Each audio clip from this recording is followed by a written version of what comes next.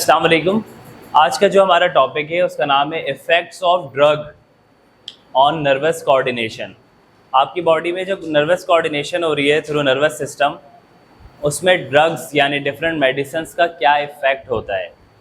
यहाँ पे ड्रग का मतलब वो ड्रग्स हैं जो आपके पास थेराप्यूटिक यूज़ के लिए भी यूज़ होती है, यानी एज अ मेडिसिन भी यूज़ हो रही है, या फिर जिसका मिसयूज़ भी होता है। मिसयूज़ का मतलब नशे के लिए जो दवाइयाँ इस्तेमाल होती हैं वो दरअसल ड्रग्स में ही आती हैं। तो उन ड्रग्स का आपके नर्वस कोऑर्डिनेशन में क्या इफेक्ट आ रहा है उसके बारे में हमने पढ़ना है। ये चैप्टर नंबर 17 में मौजूद है, या chapter number 3 second year book में। तो लिखा हुआ है drug like morphine. Morphine is a drug but it also misuses, लोग इसे नशे के लिए यूज़ करते हैं। तो मॉर्फिन या फिर मॉर्फिन जिस प्रोडक्ट नेम के नाम से आता है उसका नाम होता है tramadol. It is one of the most potent pain killer.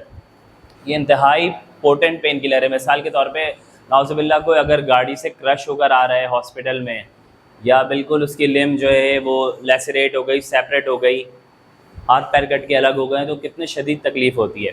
इस तरह के सीवियर पेन में ट्रामाडोल का इंजेक्शन दिया जाता है। अगर बहुत सीवियर पेन है तो मॉर्फिन या ट्रामाडोल एक ही बात है, इस तरह की मेडिसिन दी जाती हैं पेन ख़त्म करने के लिए इस तरह की सीवियर इंजरी में।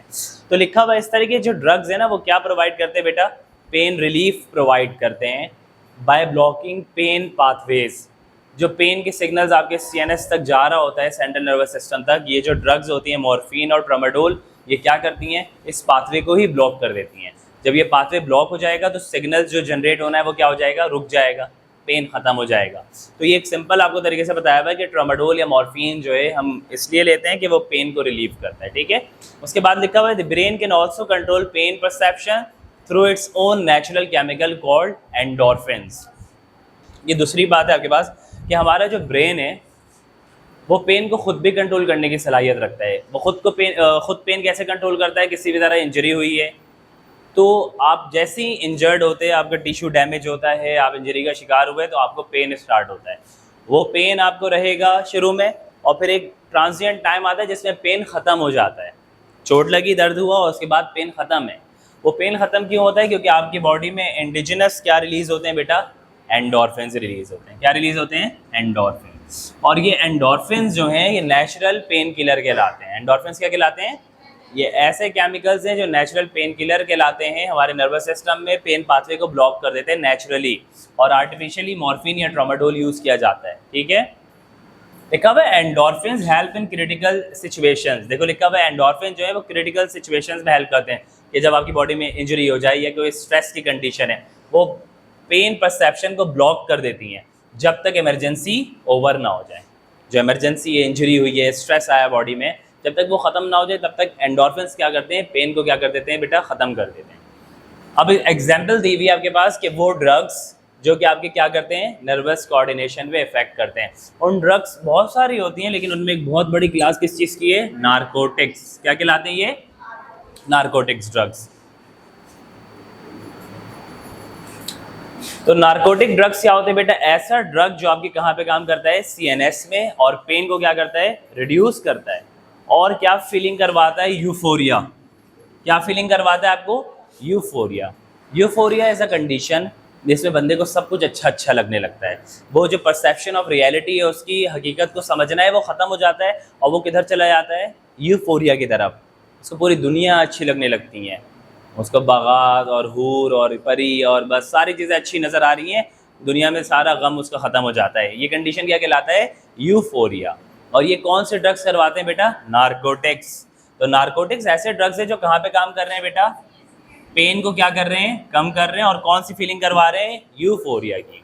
परसेप्शन ऑफ रियलिटी ख़त्म हो जाती है और सब कुछ उसके लिए जो है वो डिफरेंट होता है दुनिया में। समझ में आ गया नारकोटिक्स क्या होता है बेटा, नारकोटिक्स कहाँ पे काम करता है, सीएनएस में।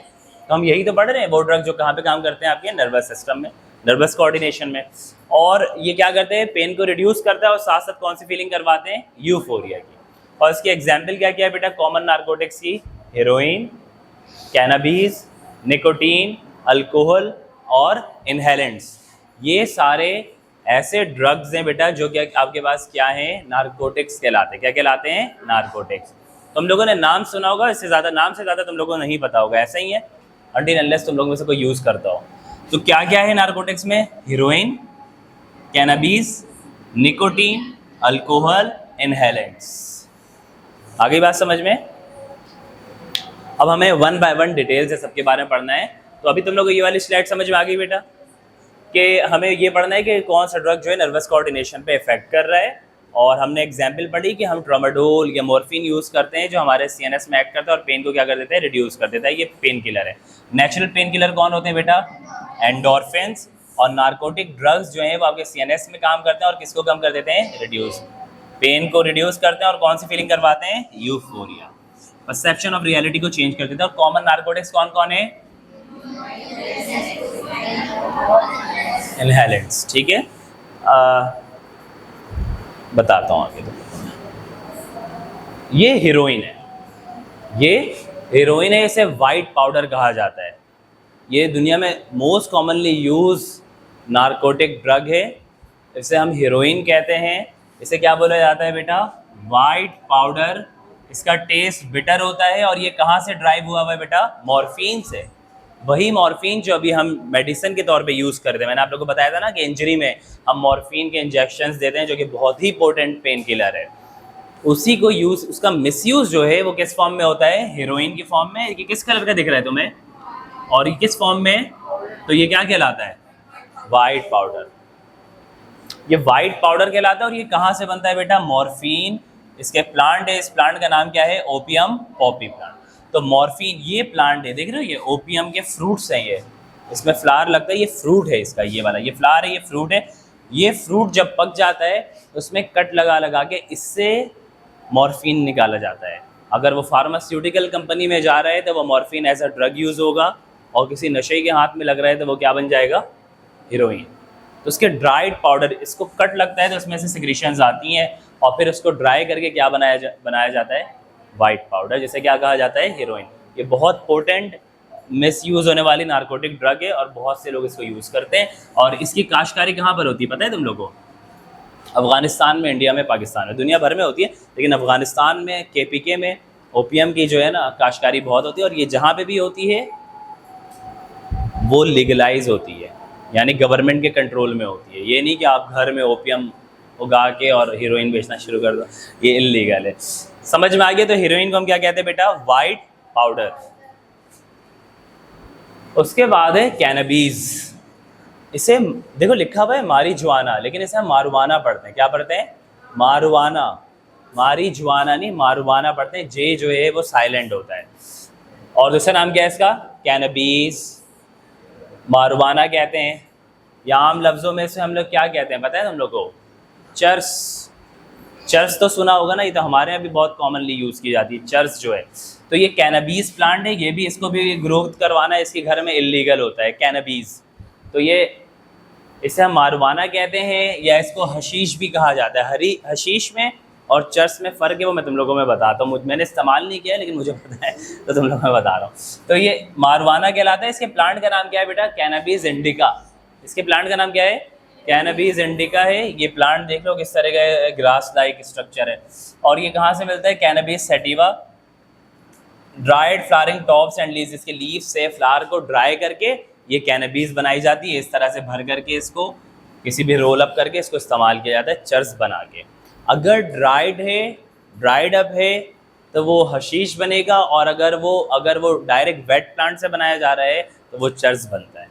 या ड्राइड से चर्स बनता है, सही कंफर्म नहीं है। लेकिन अगर ड्राइड लीव्स यूज़ की जा रही हैं तो एक से चर्स बनेगा। और अगर वेट है, बिल्कुल जो फ्रेश लीव्स हैं, उससे जो है आपके पास हशीश बनता है। ये फ़र्क होता है। अब ये क्या करवाता है? माइल्ड यूफोरिया करवाता है। यूफोरिया यानी परसेप्शन ऑफ रियलिटी चेंज हो गई, उसकी दुनिया ही बदल गई। उसने एक कश लगाया, उसकी दुनिया ही बदल गई। उसको कुछ भी उसके सामने रियल नहीं रहा उसके लिए जो है ना रियलिटी नहीं रही कुछ भी। अल्टर्ड विजन, धुंधलापन आता है इससे।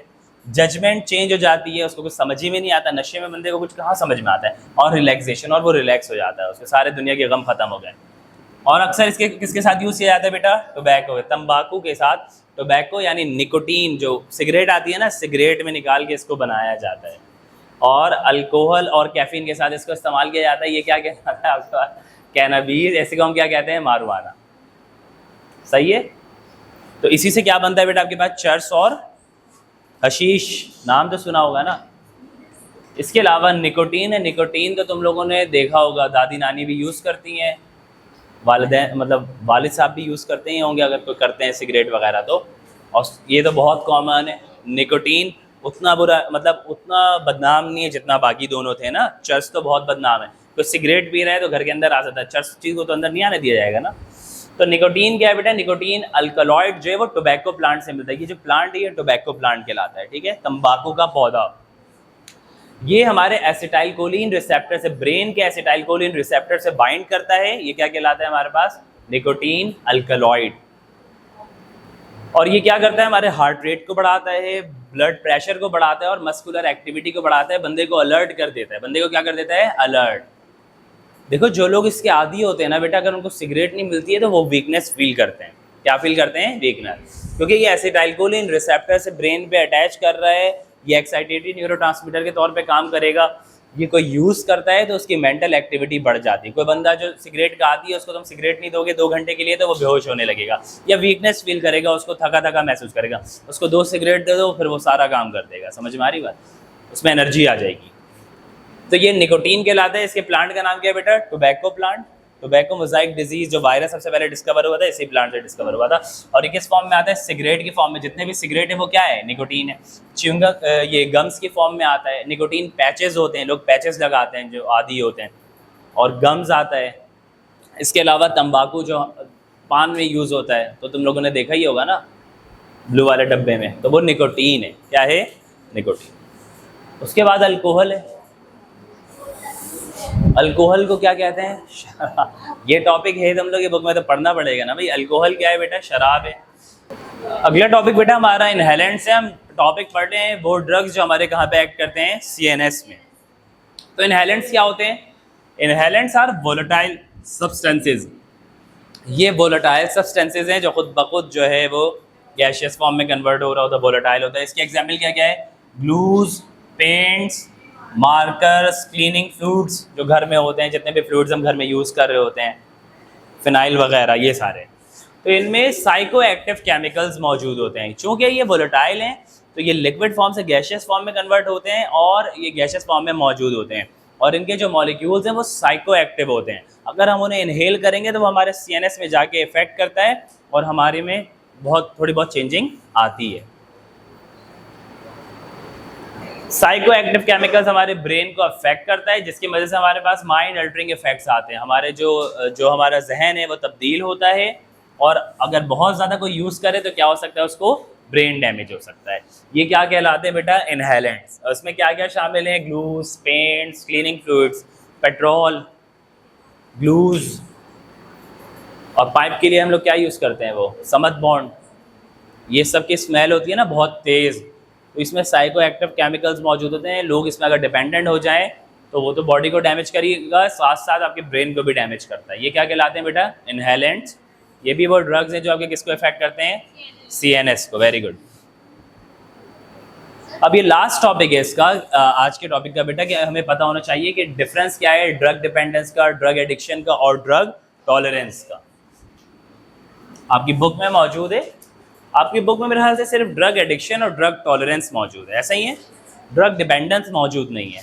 लेकिन इन तीनों को हम पढ़ लेते हैं। एज अ मेडिकल स्टूडेंट हमें पता होना चाहिए बेटा, सिर्फ पहले वाले पॉइंट देखो, लिखा हुआ है drug dependence is an adaptive state, यानी इंसान अपनी बॉडी में ऐसी एडेप्टेशन कर लेता है कि जब when a patient repeatedly takes a drug and on cessation of that drug experiences withdrawal symptoms. एक पेशेंट है वो मुसलसल मेडिसिन लेता है, कंटिन्यूएशन से मेडिसिन लेता है, और फिर जब अगर उसको मेडिसिन ना मिले, एब्रप्टली मेडिसिन रोक दे, तो उसको विड्रॉल सिम्टम्स आना शुरू हो जाते हैं। जिस बीमारी के लिए वो दवाई ले रहा था, जब वो दवाई रोक देगा तो उसकी अलामत आना शुरू हो जाएंगी, उसको महसूस होने लगेगा। अगर नहीं भी है तो उसको क्या हो रहा है? महसूस हो रहा है, यार मैंने दवाई नहीं ली, मुझे क्या हो जाएगी? बीमारी हो जाएगी, या मुझ में बीमारी अपेयर हो रही है। इसको हम क्या कहते हैं? Drug dependent. जब तक दवाई लेगा तब तक सही बिहेवियर करेगा, जब दवाई छोड़ देगा, भले से असल में डिजीज़ नहीं हो रही हो, फिर भी उसको क्या लगेगा कि मुझे बीमारी हो रही है। इसको हम क्या कहते हैं बेटा? Drug dependent. ये साइकोलॉजिकल इशू है। अल्कोहल वालों के साथ बहुत ज़्यादा होता है, जो लोग अल्कोहल लेते हैं। अल्कोहल मिलेगा तो सही रहेंगे, अल्कोहल नहीं मिलेगा तो फिर कंडीशन भी ख़राब हो जाएगी। और ऐसे बहुत सारे मेडिसिन में भी होता है। तो ड्रग डिपेंडेंस का मतलब क्या हुआ, जब तक मेडिसिन मिल रही है तब तक सही है, मेडिसिन खत्म हुई या रुकी नहीं मिली तो उसको विड्रॉल सिम्टम्स आना शुरू होंगे, इसी को हम क्या कहते हैं बेटा, ड्रग डिपेंडेंस। दूसरा है ड्रग एडिक्शन जो आपकी मौजूद है। लिखा हुआ है drug addiction refer to an out of control compulsion. Out of control compulsion कहते हैं चाहत को, आउट ऑफ कंट्रोल कंपल्जन होती है कि वो जो मेडिसिन है या ड्रग है वो चाहिए ही चाहिए, वो नहीं मिलेगा तो वो फिर आसमान ज़मीन एक कर देगा। इसको हम क्या कहते हैं बेटा, ड्रग एडिक्शन। तो जो नशई होते हैं उनके लिए इंग्लिश में कौन सा वर्ड यूज़ किया जाता है, एडिक्ट्स। एडिक्ट्स यहीं से तो निकला है, एडिक्शन से। तो वो आदी हो जाते हैं, उर्दू में क्या कहते हैं हम, आदी हो जाते हैं, आदत पड़ जाती है उनको, ये ड्रग एडिक्शन कहलाता है। तो जब तक मेडिसिन मिलेगी ठीक है, नहीं मिला तो वो क्या हो जाएंगे बेटा, आउट ऑफ कंट्रोल, और वो उसको हासिल करने के लिए कुछ भी कर सकते हैं। देखो लिखा हुआ है रिवॉर्डिंग एंड रीइंफोर्सिंग, वो कुछ भी करके अपने आप को वो दिलवाएंगे या फिर वो कोई दूसरा गलत काम करेंगे, किसी को मार देंगे, कत्ल कर देंगे, किसी को नुकसान पहुंचा देंगे, चोरी डकैती कर लेंगे, ये क्या कहलाते हैं, ड्रग एडिक्शन। पर ड्रग डिपेंडेंस में ऐसा नहीं है, वो आउट ऑफ कंट्रोल नहीं है, वो डिजीज तो अपेयर हो रहा है, यहाँ पे क्या हो रहा है, वो आउट ऑफ कंट्रोल कंपल्जन, इसको हम क्या कहते हैं, ड्रग एडिक्शन। उसके बाद क्या है बेटा, ड्रग टॉलरेंस। ड्रग टॉलरेंस का मतलब ये है कि एक बंदा एक मेडिसिन लेता है, तुम लोगों को पता है मेडिसिन किस यूनिट में आती है, mg में, मिलीग्राम में, देखा तुम लोगों ने, माइक्रोग्राम में, mg में आती है, ऐसे ही है ना। ये mg जो है आपके पास, मिलीग्राम ही होगा शायद, तो ये जो mg है आपके पास बेटा, ये कंसीडर करो एक बंदा है वो मेडिसिन ले रहा था 50 mg की, अब वो मेडिसिन ले रहा है, क्या हुआ कि फिर जो है ना उसको उसका इफेक्ट कम होने लगा।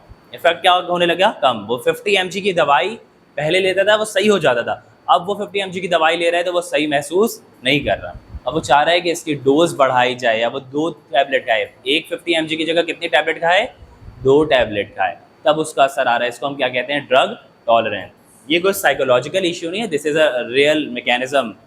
ये इशू होता है कि एक बंदा अगर ड्रग में डिपेंडेंस है तो होते होते क्या होगा, उसका इफेक्ट कम होने लगेगा बॉडी में, उस ड्रग जो वो लेता है कंटिन्यूएशन से उसका इफेक्ट कम होने लगेगा, इसी को हम क्या कहते हैं, ड्रग टॉलरेंस। लिखा हुआ है tolerance is a phenomena, real phenomena है, that refers to the reduced reaction from a drug. जो ड्रग का एक्शन है वो कम हो गया, 50 mg की दवाई अब काम नहीं कर रही, अब उसको कितनी लेनी पड़ेगी, 2 टैबलेट लेना पड़ेगा या उसका mg बढ़ाना पड़ेगा, इसी को हम क्या कहते हैं बेटा, ड्रग। और ड्रग टॉलरेंस क्यों होती है, रिपीटेड यूज की वजह। कोई दवाई बार बार ले रहे हो तो आपकी बॉडी में उसके खिलाफ टॉलरेंस पैदा हो जाएगी। What do you mean by tolerance, बर्दाश्त पैदा हो जाएगी बॉडी में, अब वो दवाई असर नहीं कर रही तो या तो दवाई चेंज कर लो या तो फिर mg बढ़ा लो, समझे। तो ये तीनों टॉपिक समझ में आए बेटा आप लोगों को, क्या क्या पढ़ा तुम लोगों ने, ड्रग डिपेंडेंस, ड्रग एडिक्शन और ड्रग टॉलरेंस। ड्रग डिपेंडेंस का मतलब क्या है, ड्रग डिपेंडेंस का मतलब क्या है, दवाई मिलेगी तो ठीक है, दवाई नहीं मिल रहा तो मैं क्या हो जाऊंगा, बीमार, ये क्या कहलाता है, ड्रग डिपेंडेंस, अब चाहे वो हकीकत हो या ना हो। ड्रग एडिक्शन का मतलब क्या है, ड्रग मिल रही है तो ठीक है, नहीं मिलेगा तो फिर मैं कुछ भी कर दूंगा, कुछ भी नुकसान पहुंचा दूंगा, आउट ऑफ कंट्रोल कंपल्शन है मेरी, साइकोलॉजिकल इशू हो गया है, जैसे नशइयों में होता है, ठीक है। और उसके बाद ड्रग टॉलरेंस क्या है बेटा, दवाई ले रहा हूँ एक mg की, 50 mg की, अब वो काम करना छोड़ दी, अब मुझे क्या करना पड़ेगा, उसका डोज बढ़ाओ या टैबलेट चेंज करो या फिर डबल टैबलेट लो, ये क्या कहलाता है आपके पास, ड्रग टॉलरेंस। सारे टॉपिक क्लियर है बेटा। हम यानी आपका जो स्पाइनल कॉर्ड, ब्रेन और नर्व्स हैं, इनके डिसऑर्डर्स को हमने पढ़ना है। इनके डिसऑर्डर्स को हमने 4 कैटेगरीज में डिवाइड किया हुआ है। एक हमारे पास कहलाता है बेटा वेस्कुलर डिसऑर्डर, यानी जो ब्लड वेसल से, ब्रेन की या स्पाइनल कॉर्ड की वेसल से रिलेटेड डिसऑर्डर है, उसको हम क्या कहते हैं, वेस्कुलर डिसऑर्डर। उसके बाद आपके पास होता है इन्फेक्शियस डिसऑर्डर, यानी इन्फेक्शन की वजह से कोई माइक्रो ऑर्गेनाइज्म आके आपको इन्फेक्ट कर रहा है। तीसरा जो है वो आपके पास है स्ट्रक्चरल डिसऑर्डर, कोई मैस बन रहा है, कोई कैंसर बन रहा है आपके नर्वस सिस्टम में, तो ये स्ट्रक्चरल कहलाता है। और लास्ट आपके पास फंक्शनल डिसऑर्डर, यानी जो उसका फंक्शन है वो क्या हो चुका है बेटा, डिस्टर्ब हो चुका है, ये क्या कहलाता है, फंक्शनल डिसऑर्डर। तो हम आज कुछ टॉपिक डिस्कस करेंगे। तो हमारा मेन टॉपिक क्या है बेटा, disorder of the nervous system. तो 4 different type of nervous system के डिसऑर्डर कौन कौन से हो गए बेटा, vascular, infectious, structural and functional. तो सबसे पहले हम वैस्कुलर डिसऑर्डर्स पढ़ेंगे बेटा। Vascular disorder of the nervous system में सबसे पहला टॉपिक हमारा क्या है? स्ट्रोक। स्ट्रोक को आम लफ्जों में हम लोग फालिज भी कहते हैं, सही है। वैसे तो पैरालिसिस होता है, लेकिन फालिज एक बहुत ही आम बीमारी है हमारे सिस्टम में। और ये कोई भी आदमी 50-60 क्रॉस करता है, शुगर का पेशेंट है, हेल्दी भी है, या फिर हाइपरटेंशन का पेशेंट है, तो अल्टीमेटली उसको रिस्क होता है कि क्या डेवलप हो जाएगा, उसको स्ट्रोक, जिसे हम क्या कहते हैं? फालिज। आप लोगों को कहीं ना कहीं थोड़ी बहुत तो नॉलेज होगी, आपको ये नहीं पता होगा कि ऐसे स्ट्रोक कहते हैं, लेकिन फालिज के बारे में तो पता होगा कि एक बूढ़ा आदमी था या नहीं भी था, ओल्ड एज के करीब था, मिडिल एज मैन था, वो जो है उसकी तबीयत ख़राब हुई और वो बिस्तर पड़ गया। उसकी या तो आधी बॉडी काम करना छोड़ दी या पूरी बॉडी काम करना छोड़ दी, या एक हाथ काम नहीं करता, एक पैर काम नहीं करता, या दोनों पैर काम नहीं करते। ये डिफरेंट टाइप ऑफ स्ट्रोक्स हैं। वो डिपेंड करता है कि ब्रेन का कौन सा पार्ट इन्वॉल्व हुआ है। तो स्ट्रोक में होता क्या है बेटा? देखो लिखा हुआ है, इंटरफेरेंस हो जाती है किस चीज़ से? Blood supply to the brain. Every tissue of your body needs blood and blood supplies oxygen and food to different tissues.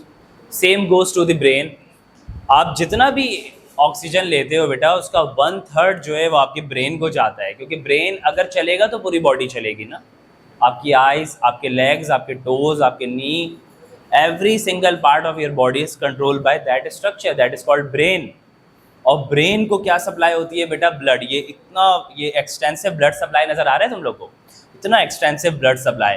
अगर किसी भी ब्लड सप्लाई में इंटरफेरेंस आ जाए, किसी भी तरह की रुकावट आ जाए, तो वो क्या कहलाएगा? स्ट्रोक कहलाएगा। इंटरफेरेंस जो है वो किस तरह से आएगी बेटा? या तो खून की नाली में आर्टरी, खून की नाली यानी आर्टरी, खून जम जाए, एक वजह होगी, या फिर क्या हो जाए? खून की नाली फट जाए, रप्चर हो जाए। इन दोनों नतीजे में जो ब्रेन की ब्लड सप्लाई, ये जो टिश्यू की ब्लड सप्लाई है, वो क्या होगी? कॉम्प्रोमाइज होगी। क्या होगी? कॉम्प्रोमाइज। और वो बीमारी की कौन सी शक्ल इख्तियार कर लेगा बेटा? स्ट्रोक। और वो हमें किस शक्ल में इख्तियार है? जिसे हम उर्दू में क्या कहते हैं? फालिज। आई बात समझ में? तो क्या हो रहा है बेटा स्ट्रोक में? Interference with the blood supply of the brain. Brain की ब्लड सप्लाई में इंटरफेरेंस हो रही है। अब वो क्यों हो रही है? देखो, ये खून की नाली है बेटा, ये भी क्या है? खून की नाली। खून की नाली के अंदर ये क्या जम गया है? ये क्लॉट बन गया है, यानी खून की नाली में खून जम गया है। अब जब खून की नाली में खून जम गया है, तो यहाँ से जो खून आ रहा है, क्या वो ये वाले ब्रेन के टिश्यू तक पहुँच पाएगा? यहाँ पे नहीं ना, तो ये टिश्यू डैमेज होगा। ये ब्रेन का टिश्यू डैमेज होगा, क्या नजर आएगा आपको? स्ट्रोक, फालिज नजर आएगा बंदे में। अंदर तो आपको नहीं दिखेगा ना क्या हो रहा है, बाहर। इसकी वजह बहुत सारी वजूहत हैं, अभी देखते हैं हम लोग क्या क्या वजह है। इसके अलावा हेमरेजिक स्ट्रोक है, दूसरी ये स्किमिक स्ट्रोक कहलाता है। क्या कहलाता है? स्किमिक, यानी ब्लड सप्लाई कॉम्प्रोमाइज हो गई। दूसरी हेमरेजिक स्ट्रोक होता है बेटा। हेमरेजिक स्ट्रोक में क्या होता है आपके पास? ये जो ब्लड सप्लाई है आपके ब्रेन में, मोस्ट कॉमनली हाइपरटेंशन की वजह से, यानी हाई ब्लड प्रेशर की वजह से, कोई ब्लड प्रेशर अपना कंट्रोल नहीं करता है, तो उसकी वजह से क्या होगा? ये जो ब्लड सप्लाई है वो कॉम्प्रोमाइज हुई, और ये जो वेसल है ये क्या हो गई? रप्चर हो गई, फट गई। ये रप्चर क्या हो गई? ये वेसल क्या हो गई? रप्चर हो गई, यानी फट गई, और ब्लड बाहर आ गया। ब्लड बाहर आ गया, और तो यहाँ पे सारा ब्लड आ रहा है, यहाँ चला जा रहा है, कि यहाँ पे सही सप्लाई होगी ब्लड की इस टिश्यू को? नहीं ना, तो ये डैमेज होगा। और इसको हम क्या कहते हैं बेटा? Haemorrhagic stroke. तो फालिज कितने किस्म का होता है? 2, इस्केमिक स्ट्रोक या फिर हेमरेजिक स्ट्रोक। समझ में आई बात? और दोनों में क्या हो रहा है? ब्रेन जो है, ब्रेन की ब्लड सप्लाई क्या हो रही है बेटा? कॉम्प्रोमाइज। दोनों कंडीशन में ब्रेन की जो ब्लड सप्लाई है वो क्या हो रही है? कॉम्प्रोमाइज हो रही है। कॉजेज मैंने आप लोग को बता दिया। कॉजेज में या तो क्लॉट बन जाएगा, या फिर ब्लड वेसल क्या हो जाएगी? रप्चर। रिस्क फैक्टर क्या है? What do you mean by risk factors? यानी कौन सी ऐसी दूसरी बीमारियां हैं या कौन सी ऐसी दूसरी वजूहात हैं जो इसका रिस्क बढ़ा रही हैं, इसके होने के जो परसेंटेज है वो बढ़ा रही हैं। इसको हम क्या कहते हैं? Risk factors. कौन कौन सी चीज़ें इस बीमारी के होने को बढ़ाती हैं? तो नंबर 1 कॉज क्या है? High blood pressure. हाइपरटेंशन का मतलब, अगर किसी को हाई ब्लड प्रेशर है और वो मेडिकेशन नहीं लेता, ब्लड प्रेशर बढ़ा हुआ है, तो उसको रिस्क है कि क्या हो सकता है? स्ट्रोक हो सकता है। दूसरा है स्मोकिंग। हर बीमारी की वजह क्या होती है? स्मोकिंग। इसी तरह से स्ट्रोक की भी वजह क्या है? Smoking. Diabetes, sugar. Diabetes is also a big risk factor for ischaemic stroke as well as haemorrhagic stroke. High alcohol intake, अभी हमने पढ़ा था ना ड्रग्स दैट इफेक्ट नारकोटिक्स में, तो ये अल्कोहल भी है क्या करता है? स्ट्रोक को बढ़ाता है। समझे बेटा? अब सिम्टम्स क्या होते हैं?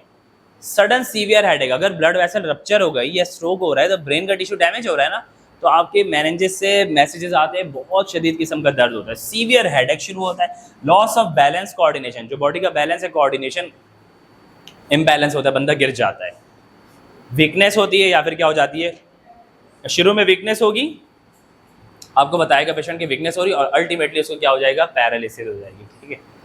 और one side of the body, या तो बॉडी के एक साइड में होगा या फिर पूरी बॉडी में हो सकता है, आर्म में हो सकता है, फेस में हो सकता है, लेग में हो सकता है, समझ में आ रही बात। ट्रीटमेंट क्या बेटा, it is a medical emergency, ये इमरजेंसी की कंडीशन होती है और हम इस पर क्या फोकस करते हैं कि जो ब्लड सप्लाई है उसको रीस्टोर किया जा सके, ब्लड सप्लाई को क्या किया जा सके, रीस्टोर। कौन से वाले में, इस्केमिक में।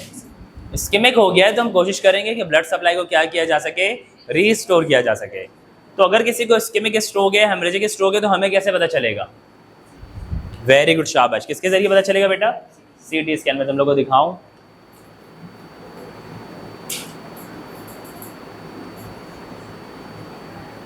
This is the CT scan of the head, ये क्या कहलाता है, CT scan of the head. और मैंने तुम लोग को बताया कि हमारे पास जो स्ट्रोक है वो कितने टाइप्स के हैं, एक क्या कहलाता है, हेमरेजिक, एक कहलाता है इस्केमिक और दूसरा क्या कहलाता है, हेमरेजिक। तो जब दोनों की कंडीशन में आप सीटी स्कैन करवाओगे और आपको डिफरेंट कंडीशन मिलेगी। अगर किसी को इस्केमिक स्ट्रोक है तो उसमें एरिया कैसा दिखेगा आपको, ये दिख रहा है, ये हाइपोडेंस ब्लैक एरिया दिख रहा है, ये दिख रहा है, ये इस्केमिक स्ट्रोक है, यानी खून की नाली ब्लॉक हो गई है, यहाँ को ब्लड सप्लाई नहीं आ रहा। अगर ये पेशेंट का राइट साइड है तो पेशेंट का कौन सा साइड जाएगा, लेफ्ट साइड। ये दिख रहा है, ये वाइट एरिया दिख रहा है, हाइपरडेंस। अगर सीटी स्कैन में वाइट एरिया आ गया तो इसका मतलब वो हेमरेजिक स्ट्रोक है, खून की नाली क्या हो गई है, हट गई, वो हेमरेजिक स्ट्रोक कहलाता है। तो ये दो किस्म के स्ट्रोक होते हैं, ये देखो इसके बाद वाले में, ये देखो ये कौन सा स्ट्रोक है, और ये ब्लैक एरिया आ रहा है, ये कौन सा है, इस्केमिक स्ट्रोक। तो सबसे फर्स्ट लाइन ऑफ इन्वेस्टिगेशन क्या होता है, अगर किसी को स्ट्रोक हुआ तो फौरन से डॉक्टर क्या लिख के देगा आपको, CT scan of the head.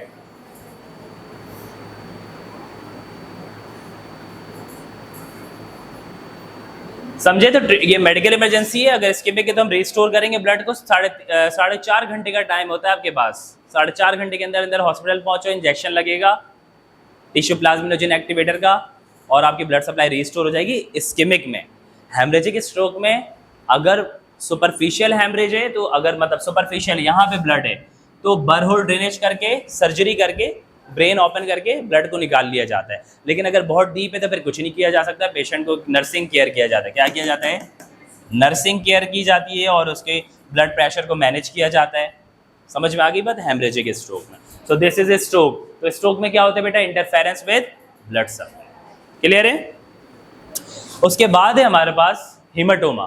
क्या है, हीमाटोमा लिखा हुआ है, massive accumulation of blood between the brain and it's outer covering. Brain में और इसके आउटर जो भी कवरिंग है, मेनिंजेस की कवरिंग, अगर उसमें ब्लड अक्यूमुलेट हो जाए किसी भी वजह से, ये क्या कहलाता है, हीमाटोमा। वैसे तो हीमाटोमा का मतलब होता है कहीं पे भी आपका ब्लड जमा हो रहा है, बॉडी में किसी भी कैविटी में ब्लड जमा हो रहा है, उसको हीमाटोमा कहते हैं। यहाँ पे इसका मतलब क्या है कि अगर आपके पास ब्रेन में और उसकी कवरिंग में कहीं पे भी ब्लड जमा हो रहा है, वो क्या कहलाएगा, हीमाटोमा। ये वाला हीमाटोमा देख रहे हो, ये स्कल है और ये मेनिंजेस है। सबसे ऊपर वाला मेनिंज का नाम क्या होता है, ड्यूरा मैटर। तो देख रहे हो, ये वाला क्या है, एपिड्यूरल हीमाटोमा। ये मेनिंजेस के दरमियान है, ये सब ड्यूरल। ये ब्रेन के अंदर है तो इंट्रासेरिब्रल, ये वेंट्रिकल्स में तो इंट्रावेंट्रिकुलर, ये नीचे तो ये सब एरेक्नॉइड। ये अलग अलग टाइप्स के क्या है हमारे पास, हीमाटोमा, यानी ब्लड अक्यूमुलेट हो जा रहा है। वो क्या क्या वजूहात है वो हम देख लेते हैं। कॉजेज में क्या है बेटा, often due to the hypertension. Haematoma की एक बड़ी वजह क्या है, हाइपरटेंशन। और कोई वजह बताओ तुम लोग, नहीं, डायबिटीज नहीं, और भाई इंजरी, सर में बॉल आगे लग गई, हीमाटोमा होगा कि नहीं होगा। बाइक से गिर गए सर के बल, छत से गिर गए सर के बल, तो खून निकलेगा कि नहीं निकलेगा, पानी है, निकलेगा ना, तो क्या हो जाएगा आपको, हीमाटोमा हो जाएगा। ठीक है। तो एक सबसे बड़ी वजह तो हाइपरटेंशन, और वजह क्या है बेटा, injury, any type of injury. Symptoms में क्या है, लॉस ऑफ कॉन्शियसनेस, बंदा बेहोश हो जाता है, होश हवास खो बैठता है। सडन कन्फ्यूजन, अचानक से उसको कन्फ्यूजन होने लगती है। और इसके अलावा सीजर्स हो सकता है, उसको झटके पड़े, फिट्स पड़े, और पेल स्किन, स्किन पेल हो जाती है, ब्लड इतना लॉस हो रहा है। ट्रीटमेंट क्या है, डिपेंड्स अपॉन सिवियरिटी, सिवियरिटी कितनी है। अगर छोटा सा है हीमाटोमा है, छोड़ दो, खुद ही रिजॉल्व हो जाएगा। लेकिन अगर बहुत बड़ा है तो आपको क्या करना पड़ेगा, सर्जरी, ब्लड को ड्रेन करना पड़ेगा, जैसे हमने वहां पे किया था ना, कौन से वाले स्ट्रोक में, वेरी गुड, हेमरेजिक स्ट्रोक में। वैसे यहाँ पे भी हमें क्या करना पड़ता है, रिमूव करना पड़ता है ब्लड को और उसके क्लॉट्स को। क्लियर है बेटा? तो नर्वस सिस्टम के कौन कौन से डिसऑर्डर्स हो गए, 4 बताओ। Very good, vascular, infectious, structural and functional. उसके बाद हमने आज वैस्कुलर नर्वस सिस्टम के डिसऑर्डर्स पढ़े, जिसमें हमारे पास क्या क्या था बेटा, stroke and hematoma. Clear to everyone? Any questions और any type of discussions are welcome. किसी को कोई क्वेश्चन है, ये कोई टॉपिक डिस्कस करना है? चलो ठीक है। तो अभी जो हमने टॉपिक पढ़ना है उसका नाम क्या है, थ्योरी ऑफ सिम्बायोजेनेसिस।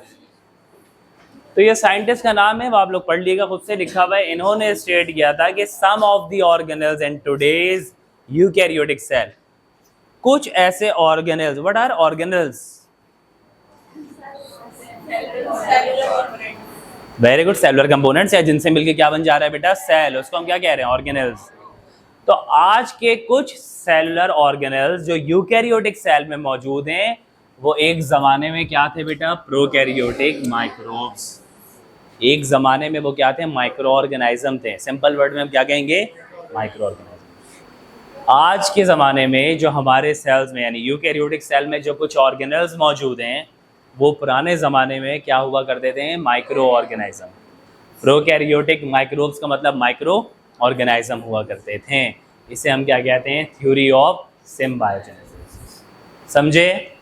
और वो कौन से ऐसे ऑर्गेनेल्स हैं हमारे सेल में बेटा, मेम्ब्रेन बाउंड ऑर्गेनेल, माइटोकॉन्ड्रिया और क्लोरोप्लास्ट। माइटोकॉन्ड्रिया और क्लोरोप्लास्ट की कोई खास बात बताओ मुझे। उनके पास अपना डीएनए होता है। वेरी गुड, शाबाश। उनके पास क्या मौजूद होता है, अपना डीएनए मौजूद होता है, जो कि एक बहुत ही कैरेक्टरिस्टिक फीचर है। सारी सेल की जो एक्टिविटी है वो न्यूक्लियस कंट्रोल कर रहा है, क्योंकि सारा जेनेटिक मटेरियल किसके पास है। लेकिन ये सेमी ऑटोनोमस स्ट्रक्चर्स होते हैं, mitochondria in our cells and mitochondria and chloroplast in plant cells. Plant के पास तो दोनों है ना, माइटोकॉन्ड्रिया भी और क्लोरोप्लास्ट, लेकिन हमारे पास क्या है, सिर्फ और सिर्फ माइटोकॉन्ड्रिया। हमारे पास तो क्लोरोप्लास्ट नहीं है, हम तो ग्रीन नहीं है ना। तो ये सेमी ऑटोनोमस स्ट्रक्चर है। क्यों सेमी ऑटोनोमस स्ट्रक्चर है, क्योंकि इनके पास क्या मौजूद है, अपना डीएनए। तो इस डीएनए की वजह से, इस फीचर की वजह से, इस साइंटिस्ट ने जो नाम लिखा हुआ है बेटा, इस साइंटिस्ट ने ये बताया था कि आज के जो यूकैरियोटिक सेल्स में जो कुछ ऑर्गेनेल्स हैं, वो पुराने ज़माने में क्या हुआ करते थे, माइक्रो ऑर्गेनाइज्म, यानी प्रोकैरियोटिक माइक्रोब्स। समझे तुम लोग? इस थ्योरी का नाम क्या है बेटा, थ्योरी ऑफ सिम्बायोजेनेसिस। और पेज नंबर, कौन से पेज नंबर में मौजूद है, क्लियर है? चलो आगे। अब हमने किसके बारे में पढ़ना है बेटा, बैक्टीरिया। आर्ची के बारे में जितनी चीज़ें हमें जाननी थी हमने जान ली, और आप लोगों को पता होनी चाहिए। आर्ची समझोगे तो बैक्टीरिया भी समझ में आएगा। तो बैक्टीरिया के हवाले में लिखा हुआ है बेटा, सबसे पहले बैक्टीरिया को जिसने डिस्कवर किया था उनका नाम था लेवेनहुक। क्या नाम था? कौन से ईयर में? 1676। ये कोकाई बैक्टीरिया तुम्हें दिख भी रहे हैं, ये सर्कुलर शेप के है ना, इनको कोकाई कहा जाता है। क्या कहा जाता है? कोकाई। स्ट्रक्चर ऑफ बैक्टीरिया बेटा, bacteria are the smallest and simplest living organism. बहुत ही छोटा और बहुत ही सादा सा लिविंग ऑर्गेनाइज्म है, जिसका साइज क्या है बेटा, 0.2 micron to 2 micron in breadth, चौड़ाई में, और 2 to 10 माइक्रोन इन लेंथ। चौड़ाई में इतना है 0.2 to 2 माइक्रोन, और लंबाई में कितना है बेटा, 2 to 10 micron in length. They are strictly unicellular. जितना भी बैक्टीरिया है वो हमेशा क्या मिलेगा आपको, यूनिसेलुलर। लेकिन कुछ स्पीशीज जो हैं वो एसोसिएटेड होते हैं एक दूसरे से, और वो किस फॉर्म में बन जाते हैं बेटा, कॉलोनी। हैं यूनिसेलुलर, लेकिन कंबाइनली एज एक स्ट्रक्चर बना के रह रहे हैं, किसी एक जगह पे कॉलोनी बना ले रहे हैं, तो वो कॉलोनियल ऑर्गेनाइजम्स कहलाते हैं। कॉलोनीज के फॉर्म में भी रहते हैं, लेकिन ये होते क्या है, हमेशा माइक्रो ऑर्गेनाइजम। यूनिसेलुलर हमेशा क्या होंगे, यूनिसेलुलर होंगे। समझ में आई बात? कौन? बैक्टीरिया। उसके बाद लिखा हुआ है generalised bacteria cell consist of the following structure. जो एक बैक्टीरिया है उसके स्ट्रक्चर में क्या क्या चीज़ें शामिल हैं।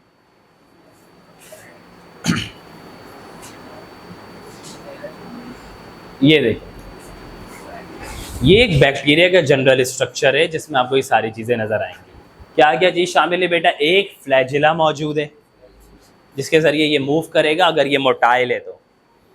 ये प्रोकैरियोटिक सेल है, आपको कहीं मेम्ब्रेन बाउंड न्यूक्लियस और ऑर्गेनल्स नज़र आ रहे हैं इसमें? नहीं ना, तो ये कौन सा सेल है? प्रोकैरियोटिक। ये पूरा बैक्टीरिया है।